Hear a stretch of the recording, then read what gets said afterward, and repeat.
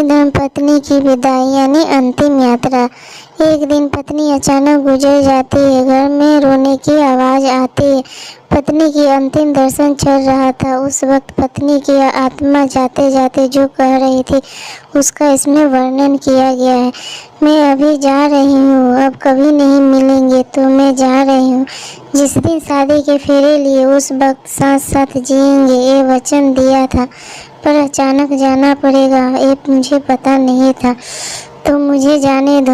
अपने आंगन में अपना शरीर छोड़ के जा रही हूँ। मेरा मन नहीं मान रहा, पर अब मैं कुछ नहीं कर सकती।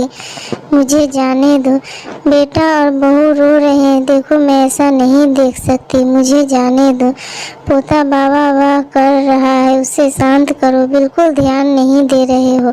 हाँ, अपना भी मन मजबूत रखना और बिल्कुल भी कमज़ोर मत करना। मुझे जाने दो। अभी बेटी ससुराल से आएगी और मेरी मृत शरीर को देखकर बहुत रोएगी, तब उसे संभालना और आप भी बिल्कुल भी नहीं रोना। मुझे जाने दो। जिसका जन्म हुआ है उसका मृत्यु निश्चित है।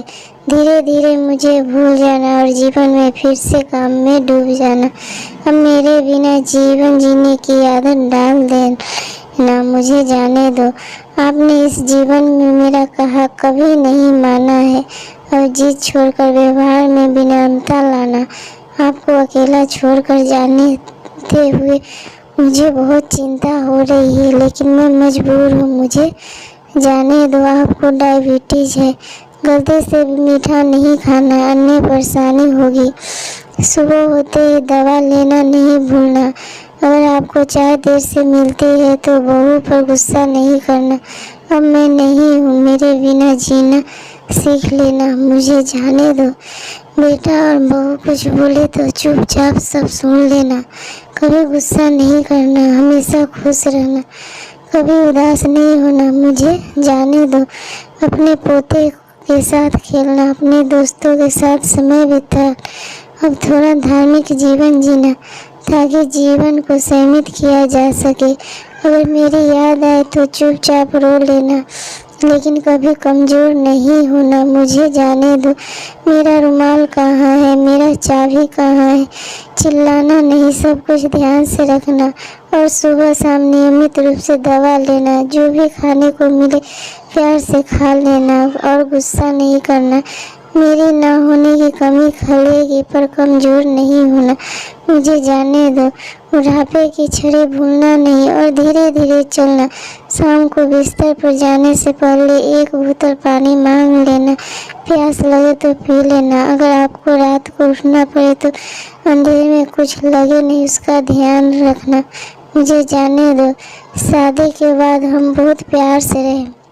परिवार एक फूल जैसा बच्चे दिए, अब उन फूलों की सुगंध मुझे नहीं मिलेगी। मुझे जाने दो।